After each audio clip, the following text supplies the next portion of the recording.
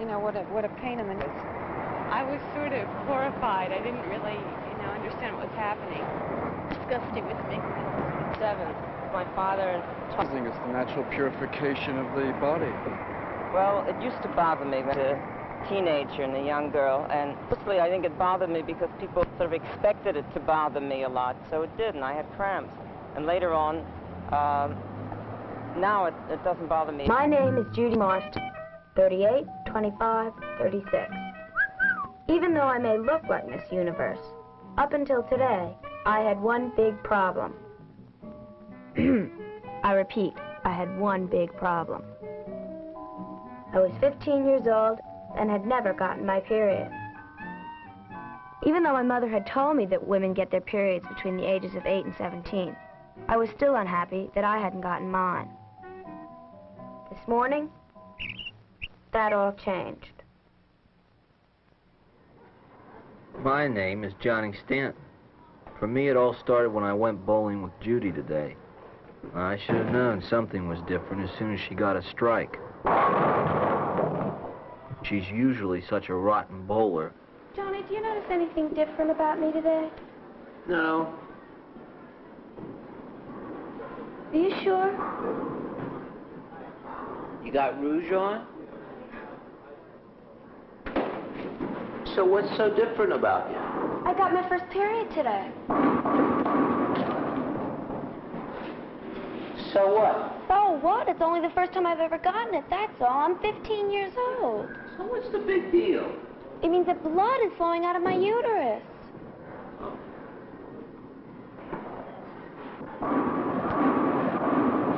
Oh.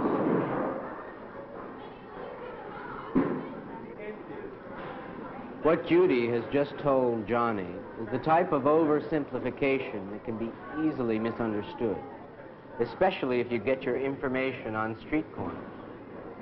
Yes, it's true that women have menstrual periods, and yes, there is an outflow of blood from the uterus. But what does this mean, and why does it happen?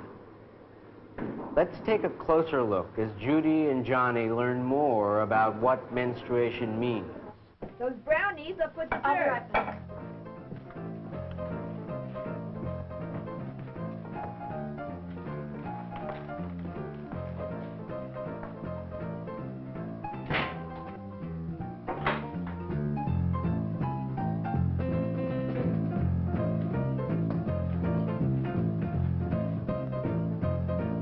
Hey, kids, don't drink all the milk.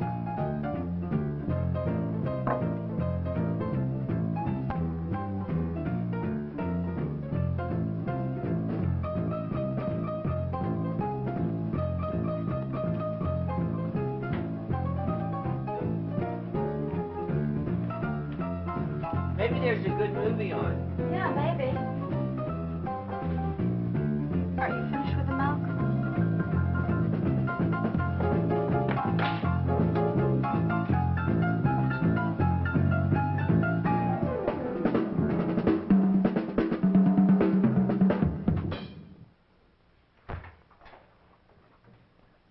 Nothing much good on. Oh, yeah? Have this. Wait.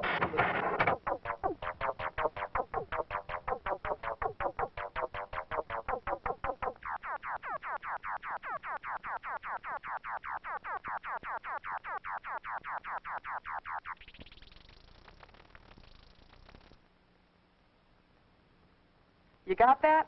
Yeah. Good. Now, Lola, here's how it all happened. Oh, boy, oh, boy, oh, boy.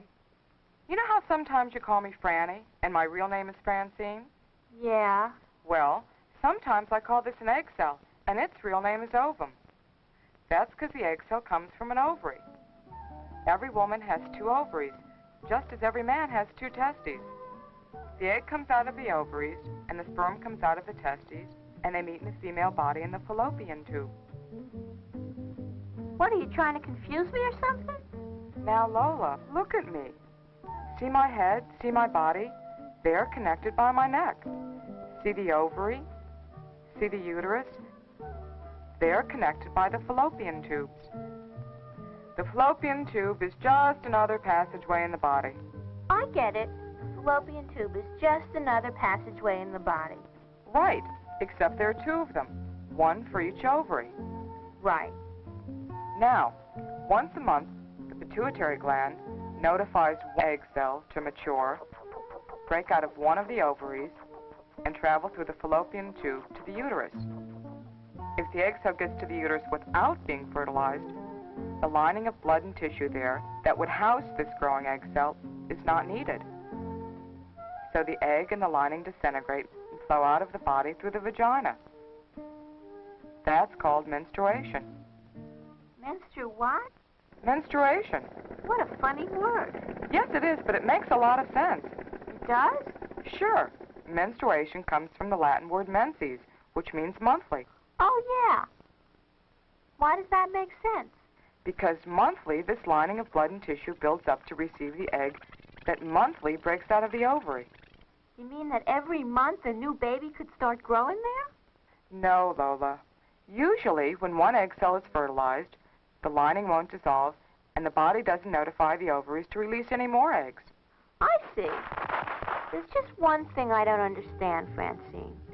How does the sperm get into the fallopian tube so it can meet the egg? Well, Lola, that happens as a result of sexual intercourse when no form of contraception is used. Then the woman can become pregnant. Now, by using birth control, every woman can make her own decision when to have children. So unless a woman is pregnant, she should get her period every month. I don't know, Francine. You're awful smart. Joanne Johnson was on the streets today, continuing her inquest of hygiene in the city. Today's topic, menstruation. Joanne? I'm here on the street, stopping people at random, asking them their feelings about a very important yet personal subject. Yeah, very much aware of when I'm going to get it. How? By physical symptoms. Like what? Bloating. And I usually, the day before, get rather tense and feel irritable. I had terrible bellyache. The night before, I get super hungry and compulsively nervous. Be kind of messy, I imagine.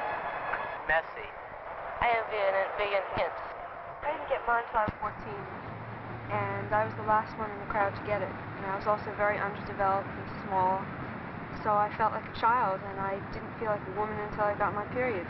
I got my period about the time most of my friends were, which was 13, and it didn't symbolize anything to me about being a woman. It was just like another thing to cope with. But I generally have terrible cramps, or I had terrible cramps. I found that if I did exercises, that this would kind of ease the cramps. You lie back, and you raise your legs, and just kind of lower them slowly to the ground.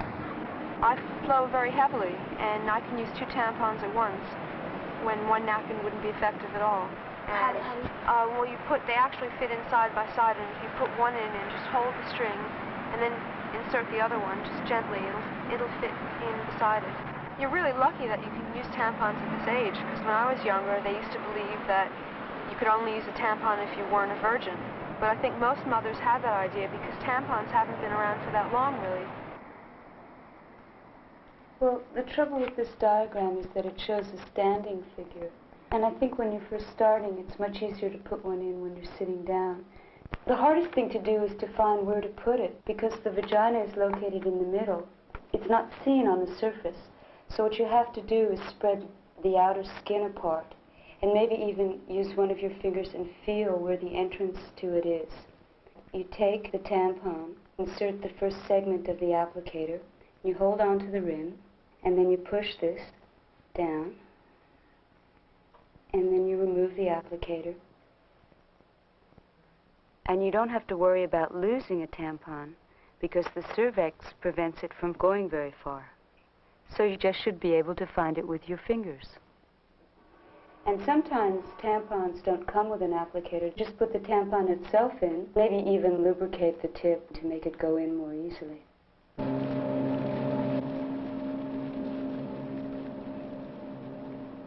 Wouldn't you know it, I finally get my brother's car to go to the beach and it starts to rain.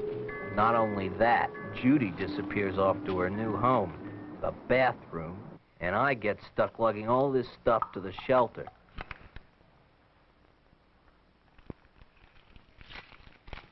Oh, no.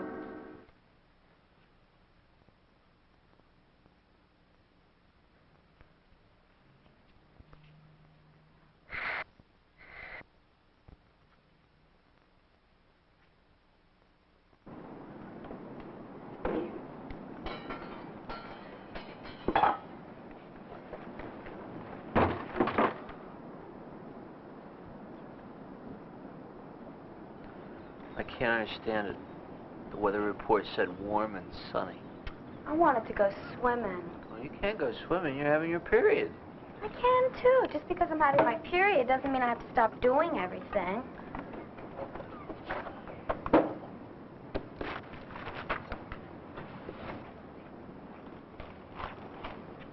Do you think your period could have caused the rain? Your name, please. What is number one? What is your name, please? What is number one? What is your name, please? My name is Leslie J. Beard. My name is Leslie J. Beard. My name is Leslie J. Beard. Panel, if you'll follow along with me, please, as I read the affidavit you have before you. I, Leslie Jansen Beard, world-famous socioanthropologist, have been studying the origins and customs of menstrual taboos the world over for the past 15 years. It was on my renowned trip to the Australian bush country last year that I discovered the connection between an ancient menstrual fear and the fear we have today of walking under a ladder. Signed, Leslie Jansen Beard. All right, panel. We'll begin our questioning with John Stanton. John? Number one, is it true that meat spoils in the presence of a menstruating woman? Yes, that's true. Number two, do you agree? Wine spoils. Number one, where did the term the curse originate? I think it's an old Anglo-Saxon term. Let's move on to Eileen Funnell. Thank you, Bob. Number three, how are menstruating women treated as a general rule in most primitive cultures? They were isolated from the villages and made to live in menstrual huts on the outskirts of the settlements. Thank you, Eileen. And now on to Mitchell Barker. Mitch? Hi, Bob. Number three, what were the men afraid of? They were afraid that these women possessed evil powers that would sap their vitality. And on to Judy Marston. Thank you. Number three, who started all these myths and taboos? Back in matriarchal societies, women would make up scary stories so that little boys and men would leave them alone during it. Number two. Well, women always start everything. I have more questions to ask. We'll have a chance to talk with the contestants after the voting. Mark your ballot. Prepare to determine who is the real Leslie Jansen Beard.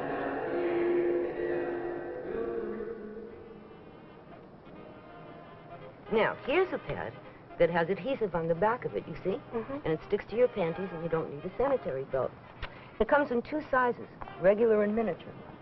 And here's just a regular pad, but this one is flushable and comes in super and regular sizes.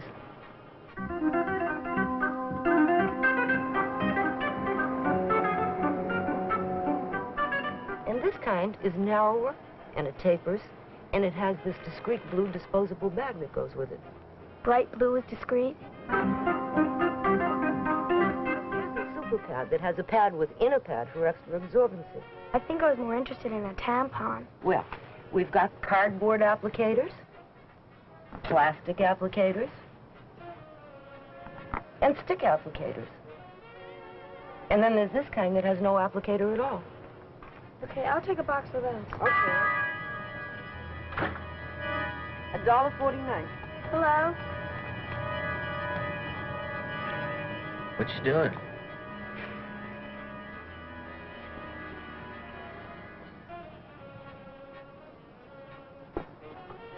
Can I help you, sir? I don't see what I want. I'll just look around, you know.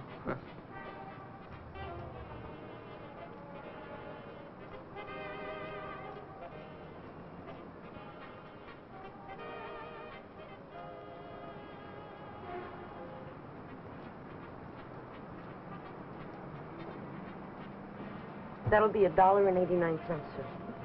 They're for my mother. I didn't think they were for you. Gee, I'm sorry. We're all out of the large bags. Thank you. You're welcome.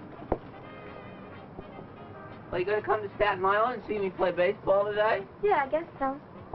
Hey, listen, can we take the ferry? Well, how else are we gonna get there? I don't know.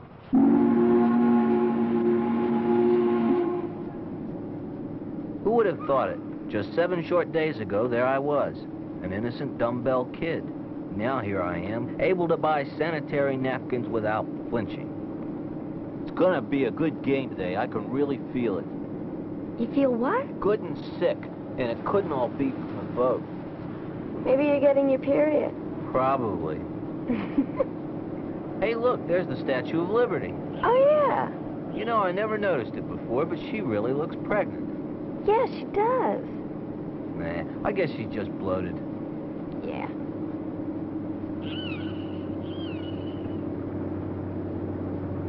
You know, I think I'm qualified now to do a report on menstruation. It happens to everybody, except men. I would dig it, actually. It's not a great feeling. You can't do nothing with your period. I think what caused the change in attitude is sort of a lot of what you might call women's lib, although I'm not one of the, I'm not a member and I'm not militant about it, but the whole attitude toward it has changed. I used to use this as an excuse until I realized it wasn't a valid excuse and that there was no reason for it to bother me. And I started doing all the things like going swimming and so on. I realized nothing happens, took a bath, even had intercourse, and nothing bad happened. And so as a result of trying all these things and becoming more free in my own attitude towards it, now it doesn't bother me at all. This is Johnny Stanton from the Staten Island Ferry. Judy?